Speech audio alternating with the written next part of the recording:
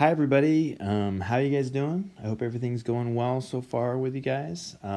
Let's wrap up this week by talking about class relations. Not our class, but like economic classes. Something's going to happen during the 18th century, and it's going to change pretty much everything. If there's one thing I really want you to get out of the stuff we're going to do for today, is just how much the Industrial Revolution really does change everything. It doesn't just like sort of improve the economy or something like that. Everything changes. It's kind of like, I can't think of another way to sort of say this. It's just nobody's life is going to be the same. And in a lot of ways, some things are going to change in a way that make it seem more like today. I just want to point out this picture very quickly here. If you see the name of the picture, the idle prentice executed Tyburn. Idle meaning not working. Prentice is short for apprentice. Executed means dead.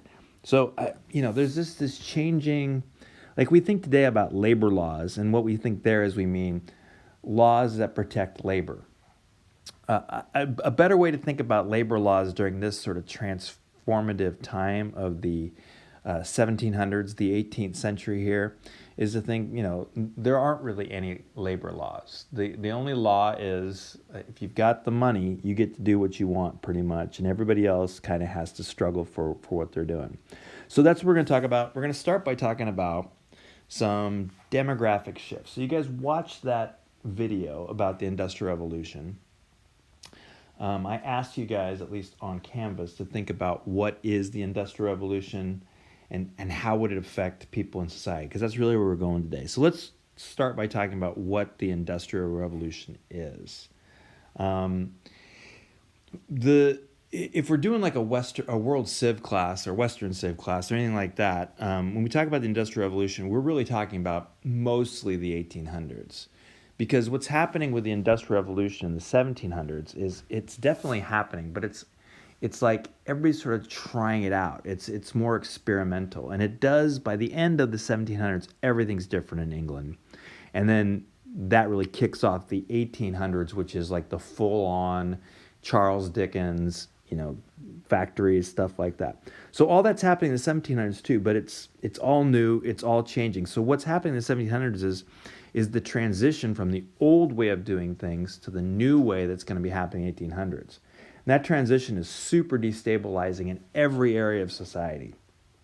So again, before we do this, what is the Industrial Revolution? Here's the simplest definition I can give you. The Industrial Revolution is the shift from human and animal sources of power to other sources. So for example, if we look up here at this, you got a horse who is doing the plowing. What we're going to get later is we're going to get things like tractors that are going to do the plowing. It's from human animal sources of power to other sources. And we'll talk about sort of how this goes. But that's the big thing. If you do this, if it's a human or animal source of power, the way you keep it going is you have to give it food. Food takes energy to grow, et cetera, et cetera, et cetera. If you go to something like coal or steam and you start using that as your source of power, you get increased efficiency. You can do more with less energy input, less time, things like that. Increased efficiency leads to increased productivity. Now, where that's going to be super important is in food. If under the old system with human and animal sources of power, we could grow X amount of food, under the new system, we can grow way, way, way more food. Obviously, what's going to happen then is population explosions. Population is going to grow. So throughout the 1700s, as we see this happening, the population is going to start creeping upwards. Now, it's going to be nowhere near what we see in the 20th century. We're starting talking about billions and billions of people. But relatively speaking, for a society, it's the percentage of growth, not the numbers, that matters. And there was a very, in Europe, but especially in Britain at the beginning, very quick growth of population. I'll just point out over here this demographic transition, just one more quick thing. It's not that people had more kids. It's that people died less often. That's not right. People always died. Let me rephrase that. It's not that there was more kids.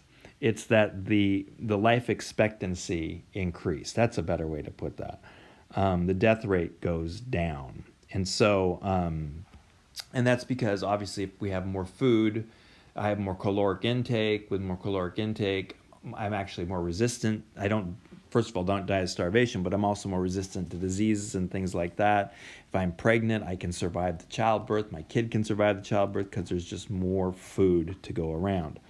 Now, again, I don't want you to think there's just food everywhere or anything like that, but consider how low the caloric intake, how unstable or insecure your food was before this. Okay, so now you're going to take a quick video of, you're going to watch a quick video about the tragedy of the commons.